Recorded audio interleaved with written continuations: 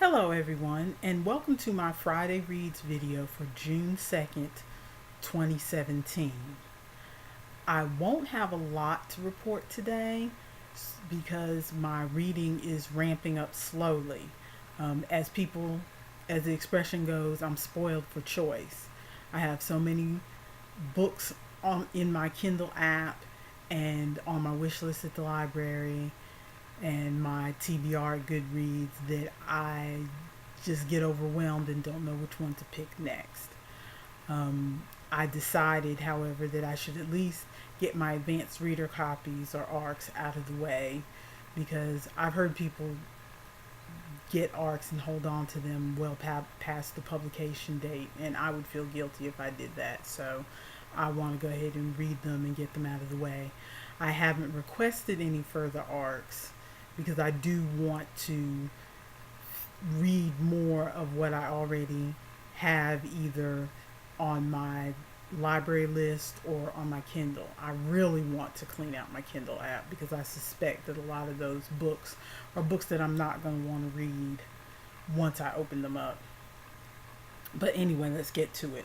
I finished one book this week. As I mentioned last week, I had a graphic novel adaptation of Pearl S. Buck's The Good Earth. It was adapted by Nick Bertozzi. And I don't, if you saw my video last week, as I said, I don't remember much about this book. I remember reading it in high school. I remember it being kind of wordy. And I remember and I remember something about a woman, giving birth and going immediately back to work. And that detail turned out to be true. Not exactly as I remembered it, but pretty close.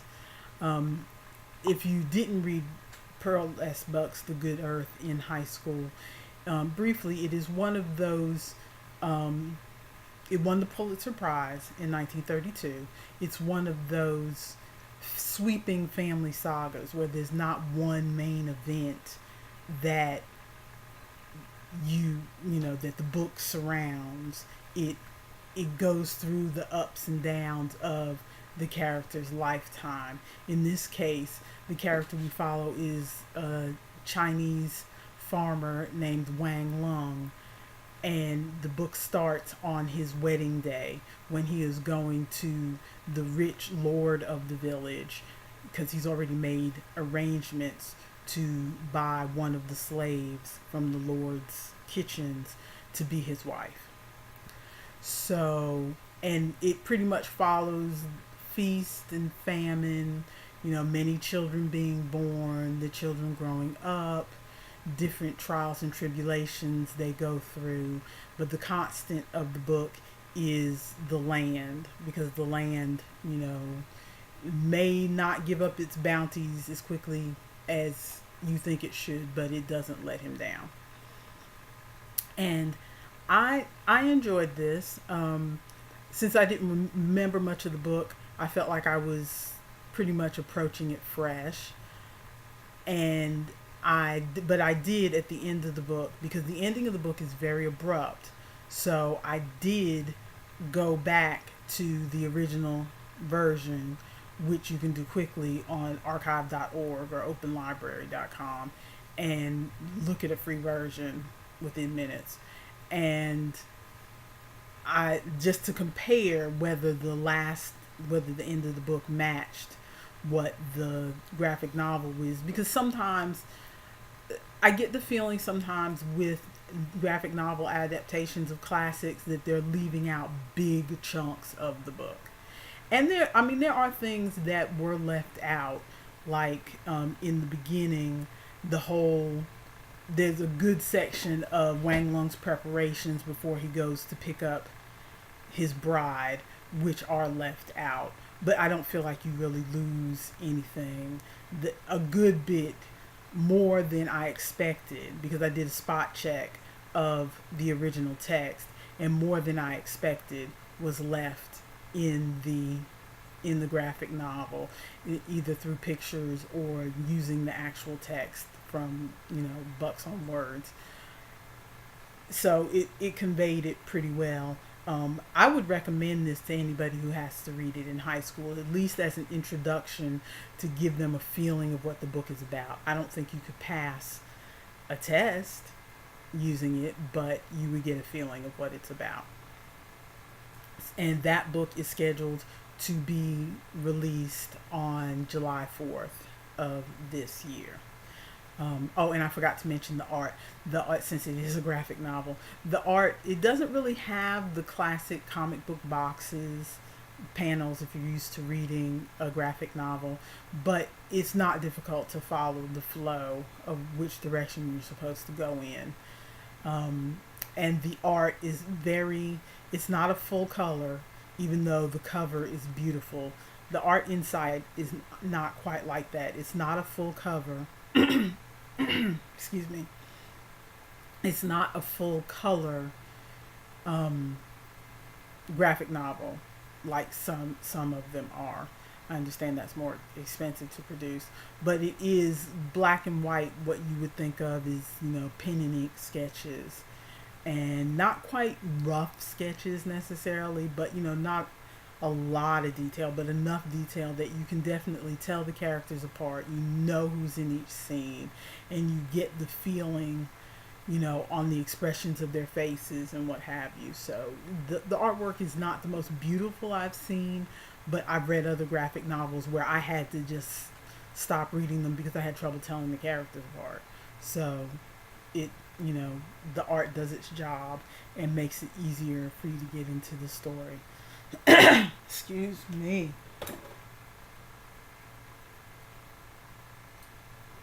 Sorry about that. I haven't had any water in a minute. So that's the only thing that I read this week, that I actually finished this week. Immediately after that, I thought I was going to go on to my other graphic novels that I have on, physical books that I have on my shelf, but I'm trying to get in the habit. When I get up in the morning, I have a few issues where it's a little bit difficult to get my body moving in the morning. So I'm trying to, I've decided to start reading a little bit in the morning while I'm waiting for all of that to settle down so I can get up and get my coffee and everything. So, excuse me. So rather than grab one of the physical books, I grabbed something else on my Kindle.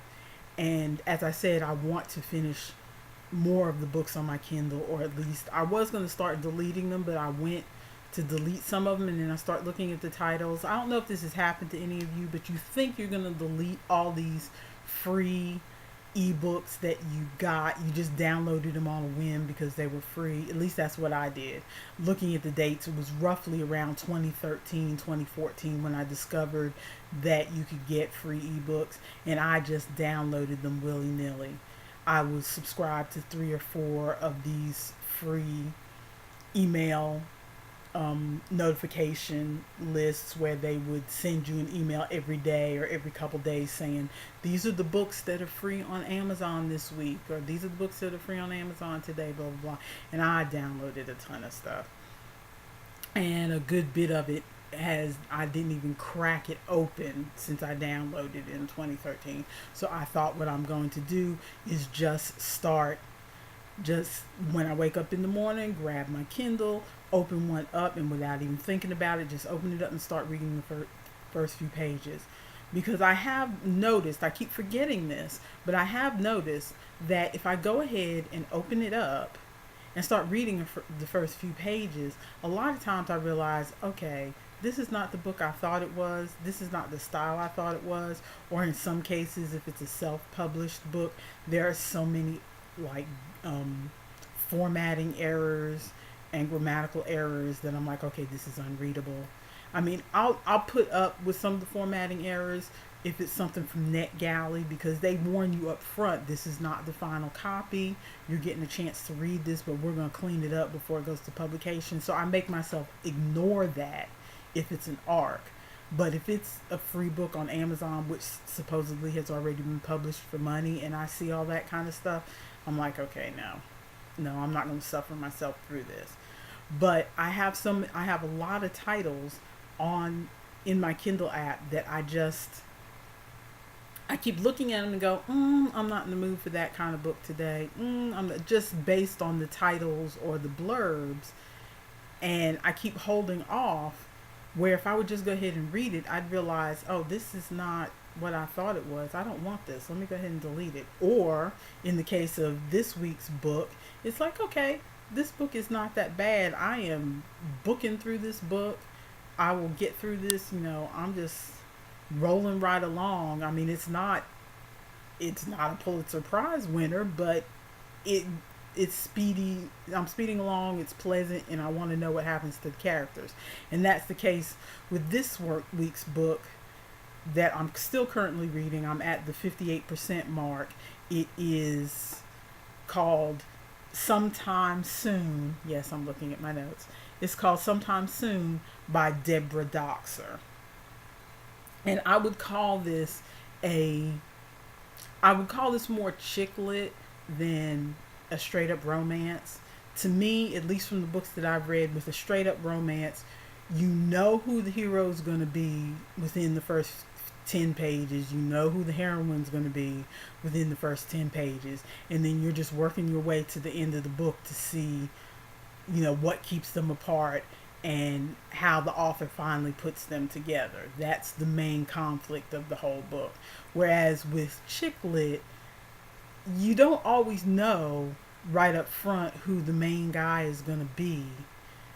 And there are other things that you follow the character along through other things she goes through.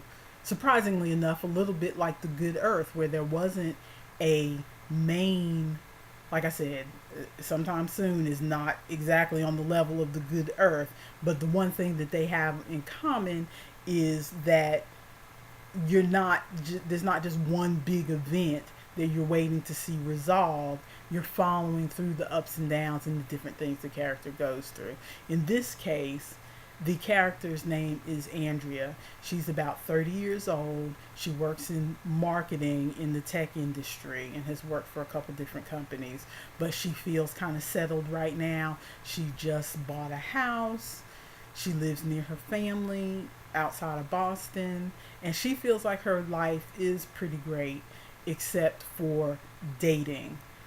And she would be just perfectly fine to say, you know what, I'm just not going to date for a while because I am fine. Everything else in my life is fine. I'm only unhappy when I go out on a date and it ends up with being with one of these jerks or losers, and then I stress about it. I stress about whether he's going to call. I stress about whether my standards are too strict, because that's another theme through this book, is that she, from a young age, for some reason she developed this moral code of how a guy is supposed to be, and everybody in her life is going, you need to cut people some slack. You need to give the guy the benefit of the doubt sometimes. Everybody makes a mistake. But she's kind of a, one and done. You messed up, buddy, you're gone. And so she'd rather just not date, but everybody around her keeps trying to fix her up.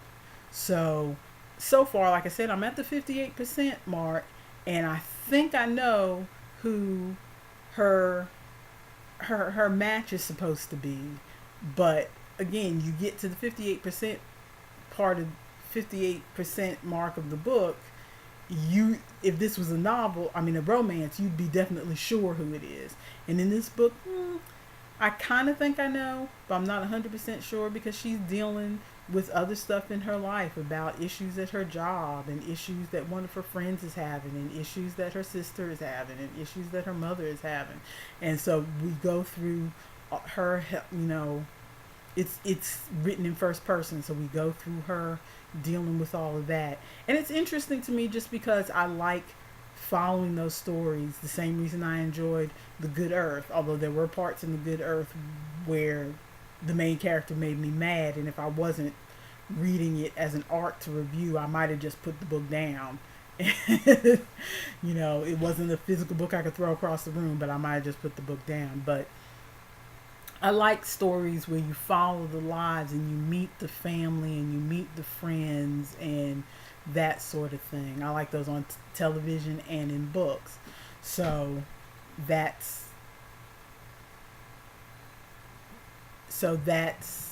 that's probably why I'm still enjoying this book. And I should have it finished by this week. Um, I upcoming, I have I just got a notification that I was on the waiting list for Persuasion, the audiobook version, and I got the notification, but I didn't download it until today. So I've got 4 days to listen to that. So I need to grab my knitting needles and get on with it. Um, Other than that, as I said, I'm not going to be requesting any more ARCs anytime soon.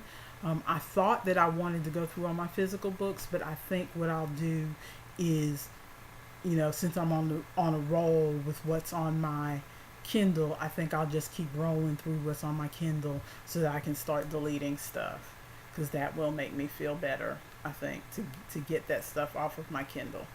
So that's it for my reading right now. I hope that I will have at least 2 books finished by next week that I can talk about. And if you also happen to follow my Saturday stitching videos, you should see another one posted shortly after this video, unless YouTube just, doesn't like me today, because I'm not going to be home the rest of this weekend to post the video tomorrow. So I'm going to go ahead and record it and post it early. So you'll see me in this same purple shirt.